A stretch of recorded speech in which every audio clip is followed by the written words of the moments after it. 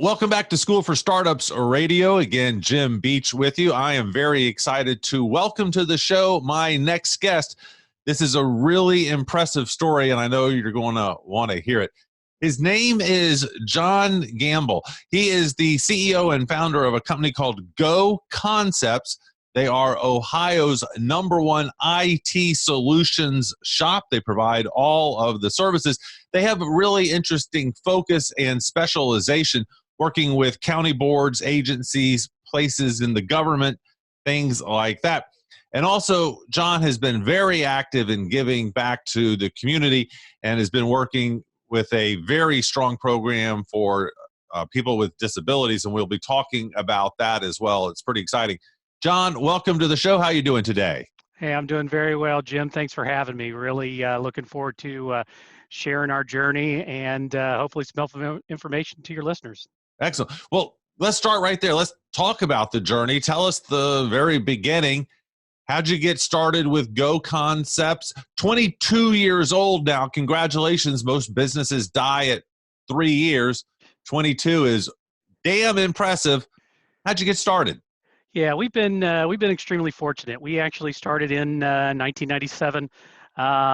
Three principal owners. I'm just one of the principal owners and co-founders here. In those early days, starting out, we started out as an ISP. 56K was the new thing coming on the coming out then. So we were the first 56K dial-up provider here in the area, doing that ISDN, web hosting, things like that. We did the friends and family thing. I'm probably dating myself, but old MCI commercial, they did friends and family. So that's what we did. So it was three friends and our families. We put the money together, and that's how we developed Go Concepts. If you look at the logo, it's a capital G and a capital O. I'm Gambill, the G. O is Dan Oliver, one of the original co-founders. Then we brought in another young man once we came up with the idea and the name, Dan Hollingshead, and we thought Hog Concepts just didn't convey the IT world. So we stayed with the Go Concepts, and it's worked out pretty well for us. But in that time, we've done a lot of exciting things, especially for a small company here based in southwestern Ohio. We're in a small town called Lebanon, almost equally right between Cincinnati and Dayton, so two major metropolitan areas. But a lot of areas are probably within 500 to 600 miles of us on this eastern part of the United States. So we're perfectly positioned here in Ohio. It's a great community to be in, not only to live, but to have a business, raise a family, what have you. So early on, you talk about that journey, and one of the things that we were fortunate to be able to be involved in, our municipality overbuilt Time Warner's infrastructure starting in 1998. They weren't getting the services that they wanted. They overbuilt that cable infrastructure. They put it out to bid for an IT partner. We were new then, but we really wanted this business. We were this new ISP in town, and we didn't want our city obviously competing with us with a faster service, obviously. And we were awarded that bid. And we were the first public-private partnership in the country doing that type of work. So the city overbuilt that cable infrastructure, and we worked with them to launch the entire data side of that service. So what you have today, if you have cable internet at home, whether it be Spectrum or one of the other providers that's out there, Cincinnati Bell's the big provider here in the area that we work with. We were doing that. We launched that service in 1999. Some of the first DOCSIS equipment that came off the line at Cisco, that is the standard now, DOCSIS, came to our office here in small Lebanon, Ohio. So, and I've got a hand serialized #3 modem from Sony. We were working with 3Com, USR. They were engineers out here. So doing some really neat stuff. So as far as cable, we grew up on that, and we are definitely experts in that. We work with some other communities on that. And also our community ended up selling that system to a telco in Cincinnati. I just mentioned Cincinnati Bell. We've continued to be their partner and continue to provide a lot of services to them with that product, and delivering that from help desk all the way back to the head-end consulting and all the level 2, level 3 consulting on that. leap forward a number of years. We did a number of things in there. Um, and really moving into that, that managed service mold. Um, and along comes 2012. A local county board of developmental disabilities put out a RFP looking for an IT partner.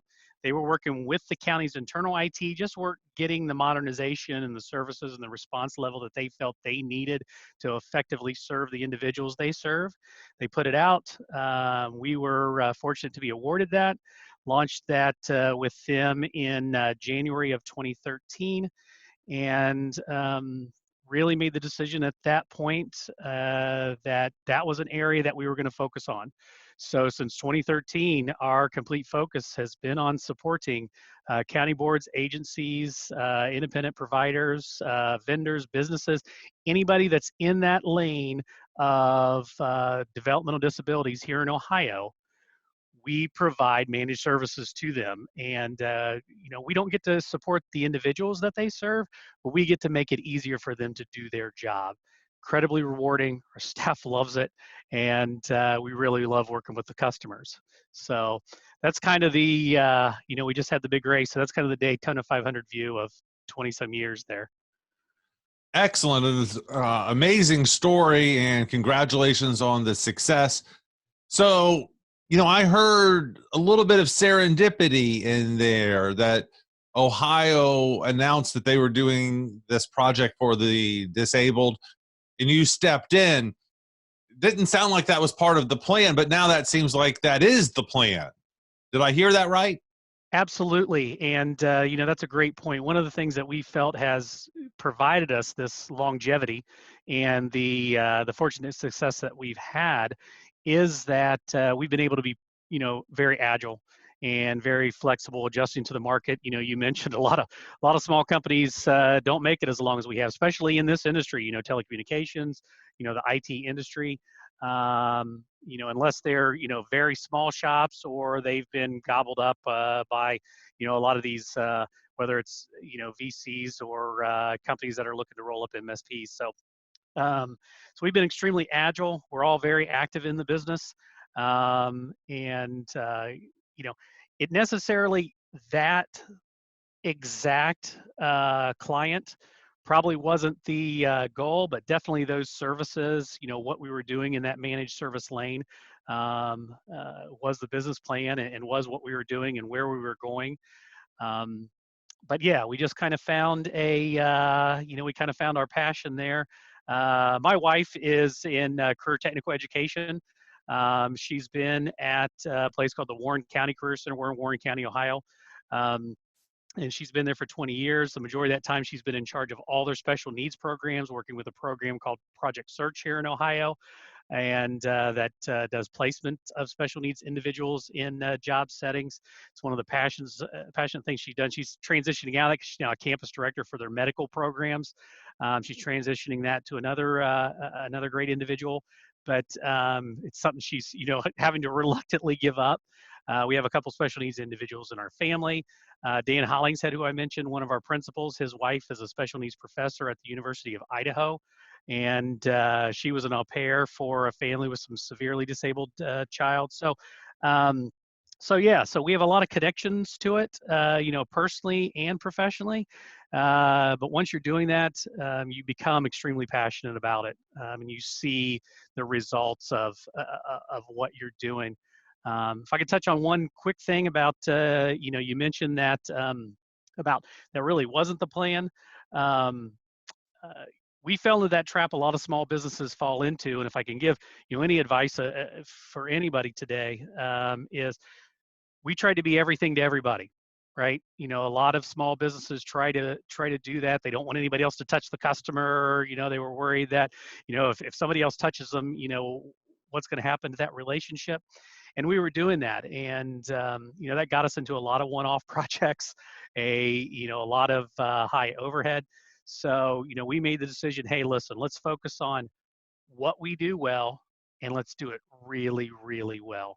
And we stripped off all those other things, and we even went through and started doing the same thing with our clients. A great book is the Pumpkin Plan. Encourage viewers and listeners to read that, but it really helps you focus on what's best for your business, whether it's client wise, internally, whatever it may be. So we made that decision, and it really helped us propel us to where we are today, and to be able to make that decision of, yes, this is where we want to be, and this is where we're going. So Well, it's an amazing number of coincidences in the wives and all of the other staff people that are involved in other ways in the same community. So it seems like it was preordained, and it's a great story. You talked about specialization. I want to follow up on that and some of the benefits there. And one thing you said, I wrote it down, was that you're not doing one-off projects because of that, that you have, I would assume, some sort of, experiential knowledge now, and that you can use components from one piece in other projects and things like that. Talk to me about the benefits of specialization and how that has driven your business. Specialization, or focusing on a single vertical, is a huge advantage for any business, especially in the managed service industry. It What has really allowed us to do is become, the experts in this area that we're focused on. We bill ourselves as the premier provider to these county boards, agencies, and independent providers, simply because it's what we do. We understand them. We understand the software that they use. We understand what their goals are, their needs, their missions, obviously, and we have personal relationships with the vendors that they use, be it there's certain case management software vendors here in Ohio. We work directly with their technical support teams as a liaison to support those applications for our clients. But we also have personal relationships with the leadership at those companies. I've done interviews with all those leaders that are posted on our blog, video interviews, and also just written interviews with them. Personally met with them, been to dinner with them. So we don't just provide services to a market segment. It's not just something we do, it's really become who we are. We have really committed ourselves to become the experts in this area. And by being specialized, by focusing on the vertical, it affords you the opportunity to do that. It also gives you benefits of things for your marketing. Your marketing team knows what to do. They know this is our lane, this is the people we're marketing to, this is the message that we have to deliver, and also things that you're going to support, where your marketing dollar is going to go to. And you touched on it in your intro about philanthropy and putting money back into the community, that we've so graciously been able to benefit from. We focus those dollars on what's important to our clients. So where before, if you're focusing on a lot of different types of business, you're marketing here, you're marketing there, you're donating to this, you're at this golf outing, you're doing, this sponsorship, and everything's kind of going all over. It's really kind of that shotgun approach, where when you're specialized, specifically where that money is going and who it's benefiting. So it's going into the events and the groups and the not-for-profits and things that directly benefit the developmentally disabled here in the state of Ohio. And that's whether they're connected directly to a client of ours or not, even if they're just part of that developmental disabilities lane, as I described it here in Ohio. That is where our support is going. So You also heard one of the few small businesses I know that's really pursued what I would call a government lane. Talk to me about that. What are the advantages, disadvantages of working with so many government organizations? Is that an advantage that you have, or is it something that you have to overcome on a daily, monthly basis? well, it certainly is, part of that specialization. Obviously, there is um, things that you need to know and understand about working in that public sector area, um, they don't make the decisions on extremely quickly like a lot of MSPs find. I'm part of a great MSP peer group, and I sit around, I talk to and listen to a lot of the companies that are dealing with traditional businesses or small business or even large business, where their sales cycles are very short or sometimes long, but a lot shorter obviously than ours are. But they're able to come in and they're able to sell multiple customers, in a couple weeks, in a month, whatever it may be. Our goal right now is 2 customers in a quarter, and that may not sound like a lot for MSPs, but when you're looking at the size that we're looking at and the time of sale for these deals, that really is quite a bit. A lot of these, you're at thresholds where they have to go out to bid on these projects. They have to evaluate those bids. They have to do interviews. And then the contract process has to typically go to their prosecutor's office, attorneys, whatever it may be, to be reviewed. Even if they have an in-house attorney, if they're large enough to have that, it's still they still rely on maybe their prosecutor's office for input, things that they can't enter into. So we have to be conscious of all of that. So it lengthens that process. So you have to understand that from obviously from a business model, from a cash flow standpoint, from your sales team standpoint, especially if you're bringing on somebody that's used to, being out there pounding and bringing in deals, it's not going to be like that for them. So they have to understand and they have to appreciate the process and really, what the end game is and what those outcomes are, because that is really, any MSP, but especially us, we're promoting, we're selling, we're delivering outcomes to our clients. So being in that government space, do I see it as an advantage? Obviously, with the knowledge and experience that we have and that we're able to bring to the table, yes, because we know the challenges they face. They're working on a small amount of dollars. They're working on, levies a lot of times where they have to go to voters. So we understand those process. So one of the things that we bring to them is the benefit of anything that touches IT. Absolutely anything that has to do with IT in their organization, business, not for profit, whatever it may be, we are going to take into our purview, and we're going to look at how can we reduce their cost. Not how can they spend more money with us, how can they reduce that cost, because we know they're extremely cost conscious, like I said, with those levies. With how, they're looked at about how many of their dollars are going out to the individuals that they serve, how many individuals can they serve. So we are looking at any area that we can help them eliminate or reduce cost. And one of the best questions I've ever got in a sales meeting, we sat down, the county board we were meeting with actually brought an IT consultant. I give them credit. They brought an IT consultant to interview an MSP because, they're not an IT organization. And he said, "Hey, what's your skin in the game?"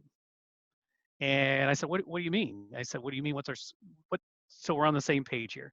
And he said, my traditional experience with MSPs is they come in and they look for ways to get you to spend more money. They tell you it's going to cost this much and they want you to spend more money.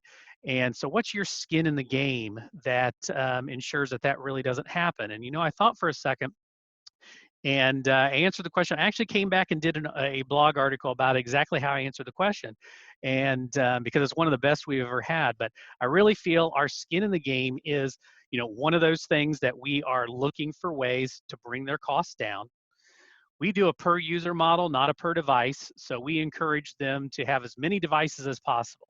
So as they add more devices, it doesn't increase their cost. We want them from a morale standpoint, from an efficiency standpoint, to do their job the way they need to do it. If they need a desktop, a laptop, a tablet, and a phone, then by all means, that's what they need. We're going to counsel them and give them the best ways to do their job, but they're ultimately going to make the decision. So it's no more cost for them to do those things. The other thing is we don't vendor lock our clients. We're a big Lenovo shop. We sell a lot in Lenovo. We believe in their products, but we have some clients that use Dell, that use HP, whatever. We'll give them the specs. We'll work with them, with their budget, but what's the best solution? And then they make the decision. The majority of our clients all use Lenovo and actually all purchase from us. But that's another area that we don't lock them. They can buy from whoever they want. And we don't charge an increase to set anything up. They're able to buy from whoever they like. But I'm proud to say almost all of our clients buy everything from us because we try to keep the margin really low and just make the process simple. Um, but yes, that's back to your question about specializing in that in the government. I really think it is an advantage, but it's not something that somebody should just charge into. They need to do their research. They need to understand that process. We've been working in the government space since 1997, so we've done it for a long time. Well, it's a very defendable wall that you have built around your business. It is an advantage that you have, and it's something that you can defend. So I love it. I think you're absolutely brilliant. You've done a great job. You mentioned several times passion, and I want to ask you about that in an unusual way, perhaps. When we talk about passion, we usually say, I'm going to start a business to pursue my passion. I'm going to do what I'm passionate about. But it seems like that, as we talked about a little earlier, you've stumbled across this passion. You didn't realize all of the connections that your community had to the disabilities community. Your wife has found the passion. And I wrote this down also. You said that your staff loves working with the disabled community. What advice would you give to entrepreneurs about pursuing the passion? Maybe I'm going to start my business and I'm going to find my passion 5 years after I've been in the business. And then I'm going to be the stereotypical entrepreneur who loves what they do, gets up at 6 a.m, can't wait to get to work, all of those sort of things. But yet you discovered your passion after the business was created. Do you see the point I'm trying to make here, the distinction? Absolutely. And I think what's important for people to recognize is you may have different passions. You may find, you know, different things that you truly enjoy about what you're doing. For me, starting a business, I actually, I've had an interesting life. My grandmother was the original, when they called it the welfare department, original welfare director, now human services here in our county. 36, 39 years she was there. The building there is named after her. My mother was a fiscal clerk there. My father owned a little gas station in town. We ran the baseball program. We've always been involved in, those social service types of things in the community. I was the men's soccer coach at our high school. I was there for 6 years. I was the head of the Future Business Leaders of America Association. That's where I met the two young men that I am principals with in Go Concepts. So always involved in the community. But I always liked that, independence. And when I was working with students, talking to them about, being passionate about what they do. And I think that's important. It might not necessarily initially be your passion, or you might not got into it because it was your passion, but you need to be passionate about what you're involved in and find joy in what you're doing. So the passion for me initially in starting a business, I walked away from a very lucrative career to start this business. I was not an IT guy. I fortunately met these two young men, and Go Concepts just kind of happened on the back of a place setting at a local dive here. I mean, it really is almost like a movie type of story. I mean, we sat down on the back of a placemat at a dive that's actually been torn down. It's not even in town anymore, and came up with the idea and launched this company. But I believed in it then. And I just came home to my wife one day, who was a teacher, not making a lot of money, and I was making well over 6 figures, and said, I'm walking away from that to do this because I believe in it. And we did it. And by the grace of God, we've been successful. And it is, it's really exciting. But the thing that got me passionate about it initially was just being involved in something from the beginning and starting it and seeing it grow and putting in the effort to see what you can earn, right? To see what you're worth, not what you deserve, because, some of us get what we deserve, some of us don't, Can we get and negative numbers that way, John? I'm going to get negative if we get what we deserve. exactly. So, I told my kids when I was coaching a lot of years, my oldest son played soccer at a real high level. And I always told my kids growing up, and our youngest son, he's a senior up at Ohio State. He's in, and I have to give a plug. He's in the Ohio State marching band, best damn band in the land. So if you're a Buckeyes fan, He's out there, but I've told them all the time, you know, deserve has nothing to do with it. It truly doesn't. You just do the absolute best you can. You do the things that you can do. And in the end, the result's going to take care of itself, whatever it may be. But the big thing is you'll have a better chance at being successful if you do all these things. So that was my passion of getting into it, was that drive to see what we could do. Can we build this, and where can it go, and how long can it go? And employing people and seeing their families grow up, and all these things that come around the business. You don't think about the long days, the long weeks, the long months, the paying bills, the not taking money yourself, all those challenges that you face early on. You just think about that passion of, hey, we're going to do this. And then along the way, you experience these things that make you even more passionate about it. So the cable project that we did, and now where we are with the working with the developmental disabilities groups here in Ohio, even more passionate. So you learn to find joy in what you're doing every day. John, I love getting to know you. You are just a classy guy. You can see that. You know what you're talking about. You've been a fantastic interview, and I love your business. The most important question, though, for you, what I'm really going to judge you by, it's a two-part question. Is barbecue vinegar-based or mustard-based, A? And then B, is barbecue complete without hush puppies on the plate? Your answers, please. And I'll let the listeners know I'm not just making this up out of nowhere. You are the co-founder of Historic Barbecue, which is a award-winning barbecue shop there in Lebanon with amazing Yelp reviews. I'm starving. My mouth is watering. Mustard or vinegar? You forgot there's also tomato based in there, and it really depends on the meat. It really depends on the meat. So it really depends. I like them all. I'm not a big mustard guy, but if it's not a super mustard taste, I'll enjoy it. Actually, just had some really good over the weekend. But for you Carolina people, obviously vinegar based. But yeah, I like them all. Historic barbecue. I took a hobby that was a passion, turned it into a successful business. I actually divested from that. I sold my interest in that, but it has products all over the place, and has been very, very successful. Was a lot of fun working with some big brands and cooking a lot of delicious barbecue. Now I just cook it for friends and family and enjoy it. So hush puppies, yes or no?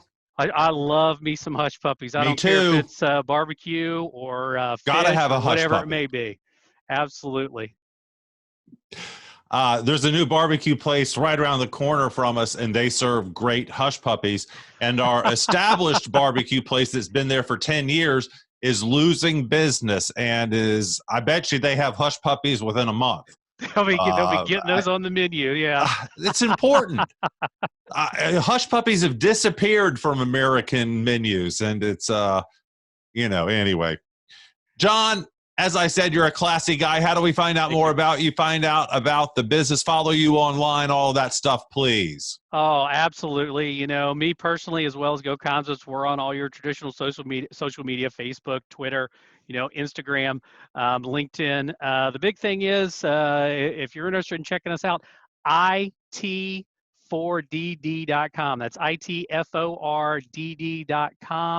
That is our industry-specific website. Of course, we have goconcepts.com. It's got a little dash in there, go-concepts.com. That's our main corporate website. But itfordd.com is our website of a lot of what we talked about today. So check it out. Feel free to reach out to me online. Shoot me an email. Glad to answer any questions, help out any way I can. A lot of good blog content on there as well. Fantastic. John, thank you so much for being with us. It was a great interview. I love what you're doing. Great stuff. And we'll have to have you back again. Thanks a lot. Jim, the pleasure's all mine. Thanks. And we will be right back.